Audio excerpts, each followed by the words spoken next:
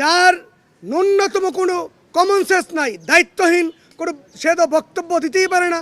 তার যে কার্যক্রম, সেই কার্যক্রমে সেই পালন করতে পারছে না। আমরা বিশেষ করে দেখি সে তার যে পুলিশ বাহিনীর যে অ্যাক্টিভিটি, মানে পুলিশ বাহিনীকে তার যে দায়িত্ব হচ্ছে তাকে অ্যাক্টিভ করা, সে সেটা না করে আমরা মাঝে মধ্যে মিডিয়ার মাধ্যমে দেখতে পাই তিনি পুলিশ বাহিনীর মানে টয়লেট ঠিক আছে কিনা, কোথাও খাবার ঠিকঠাক আছে কিনা সেটা নিয়ে তার ব্যস্ততা থাকে। তার কাজ ছিল মানুষের নিরাপত্তা নিশ্চিত করা।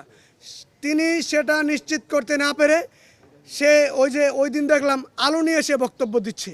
তার কাজ কি আলুর দাম ঠিক করা নাকি মানুষের নিরাপত্তা নিশ্চিত করা?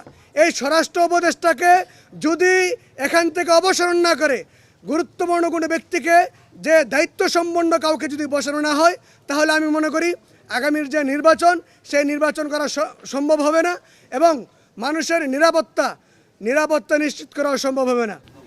আমি প্রথমেই আমাদের যে অভিযোগের তীর, সেই তীরটি আমি বর্তমান স্বরাষ্ট্র উপদেষ্টা, তার আরেকটি নাম আমি দিতে চাই পেঁয়াজ উপদেষ্টাকে পেঁয়াজ উপদেষ্টার কাছেই আমাদের প্রশ্ন।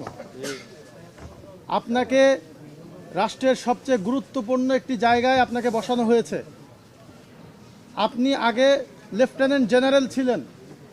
আমাদের আপনার কর্মকাণ্ড এবং অ্যাক্টিভিটিস দেখে সন্দেহ হচ্ছে আপনি আসলে যোগ্যতায় লেফটেন্যান্ট হয়েছিলেন কিনা, নাকি কোটা বা কোনো লিঙ্ক লবিং দিয়ে আপনি আসলে লেফটেন্যান্ট হয়েছিলেন। আপনার যে পদ, আপনার যে পদবি, আমি মনে করি সেটা পুরো বাংলাদেশ সেনাবাহিনীকেও অনেকাংশে খাটো করে। ঠিক। শুধু তাই নয়, আমি তাকে আরও কিছু উপাধি দিতে চাই। উনি ব্যর্থতায় কামেল। ওনার যেই কর্মকাণ্ড ইদানিং আমরা দেখেছি বিগত 1-1.5 বছরে, উনি আসলে ব্যর্থতার উপরে কামেল পাশ করেছেন। উনি ওনার অযোগ্যতায় উনি পরিপূর্ণভাবে সফল হয়েছেন। যেখানে রাষ্ট্রের একজন গুরুত্বপূর্ণ ব্যক্তিকে নির্মমভাবে শ্যুট করা হয়েছে, যিনি মৃত্যুর সাথে পাঞ্জা লড়ছেন, তার অপরাধীদেরকে যখন গ্রেপ্তারের প্রশ্ন করা হয়েছে, এই বিষয়ে তিনি আসলে তাৎক্ষণিক কোনো প্রতিক্রিয়া ব্যক্ত করেননি। শুধু তাই নয়, যখন অপরাধী পালিয়ে গেছে তারপরে তিনি ঘোষণা করছেন যে অপরাধীকে গ্রেপ্তার করে দিতে পারলে 50 লক্ষ টাকা পুরস্কার দিবেন। এর মতো প্রহসন, এর মতো তামাশা জাতির সাথে আর কেউ করেছে বলে আমরা দেখি নাই। আমরা বলতে চাই, আপনি ইতিমধ্যে আপনার ব্যর্থতার 16 কলা পূর্ণ করেছেন। ব্যর্থতায় কামেল পেঁয়াজ উপদেষ্টা, আপনি যদি পদত্যাগ না করেন, আপনাকে ঘাড়ে ধরে পদত্যাগ করানো হবে, আপনাকে বাধ্য করা হবে পদত্যাগ করতে। আপনার কোনো যোগ্যতা নাই, কোনো কমন সেন্স নাই রাষ্ট্রের স্বরাষ্ট্র উপদেষ্টা হিসেবে থাকার, যিনি আইন শৃঙ্খলা নিরাপত্তা নিশ্চিত করতে পুরোপুরি ব্যর্থ হয়েছেন। আরেকটা বিষয় আমি প্রধান উপদেষ্টার দৃষ্টি আকর্ষণ করতে চাই। হাদি ভাইকে শুট আউট করার পরে তার অপরাধীদেরকে গ্রেপ্তার না করে আপনারা তামাশা শুরু করেছেন। আশিক চৌধুরী তার হেলমেটে হাদির ছবি লাগিয়ে আকাশ থেকে জাম্প দিবে, আপনারা এই ধরনের ছবি আপনার ফেসবুক থেকে আমরা তো আশা করি নাই। আমরা আপনার ফেসবুক থেকে আশা করেছিলাম আপনি হাদির সাসপেক্টেড শুটারদেরকে গ্রেপ্তার করবেন, তাদেরকে 24 ঘন্টার মধ্যে 12 ঘন্টার মধ্যে জনসম্মুখে উপস্থাপন করবেন। আমরা মনে করি রাষ্ট্রের যে গোয়েন্দা বাহিনী আছে, এই গোয়েন্দা বাহিনী পুরোপুরি ম্যাল ফাংশনিং করছে। অকার্যকর কোনো একটা বাহিনীর যদি অকার্যকর হয় সেটা এক প্রশ্ন, যে ভাই এটা কাজ করছে না, এটা ফাংশন করছে না, কিন্তু যখন ওই বাহিনী ম্যাল ফাংশন করে সেটা অনেক ভয়ানক। আমাদের মনে করি আমাদের গোয়েন্দা বাহিনী ম্যাল ফাংশন করছে। যদি অকার্যকর হতো তাহলে হয়তো আমরা অনেক কিছু জানতে পারতাম না, হাদিকে আমরা নিজেরাই জনগণ গ্রেপ্তার করতে পারতো। কিন্তু যখন ম্যাল ফাংশন করছে, অর্থাৎ রাষ্ট্রীয় গোয়েন্দা সংস্থার প্রত্যক্ষ মদদে তাদেরকে দেশ থেকে বিতাড়িত করতে, দেশ থেকে পালিয়ে যেতে সাহায্য করা হচ্ছে, তখন আমরা আমাদের সার্বভৌমত্ব, স্বাধীনতা, নিরাপত্তা এবং সার্বিক বিষয়ে অবশ্যই শঙ্কিত এবং উদ্বেগজনক অবস্থায় আছে। এই বিপ্লব পরবর্তী সময়ে বাংলাদেশের বিপ্লব পরবর্তী সময়ে যারাই বিপ্লব সংগঠিত করেছে তাদেরকে তারা টার্গেট কিলিং করার জন্য তারা কিন্তু চেষ্টা চালিয়ে যাচ্ছে। তারা হয়তো এটা ভেবেছিল যে হাদিকে যদি শ্যুট করা হয় তাহলে হয়তো বাংলাদেশে একটা ভয়তন্ত্র কায়েম হবে, বাংলাদেশ হয়তো আবার ভয় পাবে। বলতে চাই, এই নতুন বাংলাদেশে সেই পুরাতন বন্দোবস্তের নামে আর রাজনীতি আমরা দেখতে চাই না। যারা বাংলাদেশে ভয়ের রাজনীতি কায়েম করতে চায়, যারা বাংলাদেশটাকে আবার ফ্যাসিবাদী শাসন আমলায় সেই জায়গায় নিয়ে যেতে চায়, আমরা স্পষ্ট করে তাদেরকে হুঁশিয়ারি দিতে চাই, বিপ্লবীরা কিন্তু এখনো মরে যায়নি, বিপ্লবীরা কিন্তু জেগে আছে।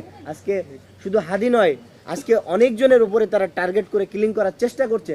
আমরা দেখেছি অনেকে দিল্লির এজেন্ডাকে বাস্তবায়ন করার চেষ্টা করছে। আমরা বলতে চাই বাংলাদেশে থেকে দিল্লির থেকে যেভাবে নিউজ আমাদের দেশে আসে এবং দিল্লি থেকে যেভাবে এই বাংলাদেশকে পরিচালনা করার একটা পায়তারা চলছে, আমরা স্পষ্ট করে বলতে চাই বাংলাদেশে আর ওই দিল্লির যে শাসন সেটা আর আমরা কায়েম করতে দিতে চাই না। আপনারা জেনে থাকবেন, আমরা বিগত দিনেও দাবি জানিয়ে আসছিলাম, ঢাকা বিশ্ববিদ্যালয়কে আমরা মনে করি রাজনৈতিক উদ্দেশ্য হাসিলের জন্য বন্ধ করে রাখা হয়েছে। ঢাকা বিশ্ববিদ্যালয় হচ্ছে বাংলাদেশের প্রাণ। যদি ঢাকা বিশ্ববিদ্যালয় ক্যাম্পাসে শিক্ষার্থীরা থাকে তখন সন্ত্রাসীরা এখানে অরাজকতা তৈরি করতে ভয় পায়। সেই জায়গা থেকে আমরা এখান থেকে দাবি জানাতে চাই অতি দ্রুত ঢাকা বিশ্ববিদ্যালয়কে যেন খুলে দেওয়া হয়। এবং আমরা বিগত দিনে লক্ষ্য করছি ৭১ এবং ২৪ নিয়ে নানা ধরনের বিতর্ক তৈরি হচ্ছে। ঢাকা বিশ্ববিদ্যালয়ে গতকালকে দেখেছি ঢাকা বিশ্ববিদ্যালয়ে ঘৃণা স্তম্ভ তৈরি করা হয়েছে, সেখানে একটা অরাজকতা তৈরি হয়েছে। তো এই যে অরাজকতা তৈরি হচ্ছে এর পিছনে কারা দায়ী সে ব্যাপারে অবশ্যই বিশ্ববিদ্যালয় প্রশাসন এবং রাষ্ট্রীয় বাহিনী, রাষ্ট্রের যারা দায়িত্বশীল আছেন আপনারা সে ব্যাপারে পদক্ষেপ নেবেন। এবং আমরা এখানে বলতে চাই, বিশেষ করে আওয়ামী লীগ যেভাবে ৭১ সালকে নিজেদের সম্পত্তি দাবি করে বাংলাদেশে মানে ফেসিবাদ কায়েম করার চেষ্টা করেছে, এখন আমরা নতুনভাবে দেখছি জামাত শিবিরকে ২৪ তারা চেষ্টা করছে জামাত শিবিরের নিজস্ব সম্পত্তি দাবি করার চেষ্টা করছে। সেই জায়গা থেকে আমরা এখান থেকে দাবি জানাতে চাই জামাত শিবির যেন এই ২৪কে নিজেদের সম্পত্তি না বানিয়ে যেন আমরা যারা সকলেই বিশেষ করে ২৪-এর গণ অভ্যুত্থানে আমরা বিশেষ করে ছাত্র অধিকার পরিষদ, ছাত্রদল, বিএনপি সহ যারাই এই গণ অভ্যুত্থানের সাথে জড়িত ছিল সবার অংশগ্রহণের যারা যার যার জায়গা থেকে এই ভূমিকা রেখেছিল সবার ভূমিকা যেন স্বীকার করা হয়। কেউ যেন এককভাবে আওয়ামী লীগের মতো ২৪কে মানে নিজস্ব সম্পত্তি না বানাতে পারে সে ব্যাপারে আমরা দাবি জানাচ্ছি। নতুন বাংলাদেশ গড়তে এলো জুলফিকার স্টিল। জুলফিকার স্টিল, ইস্পাত দৃঢ় অঙ্গীকার।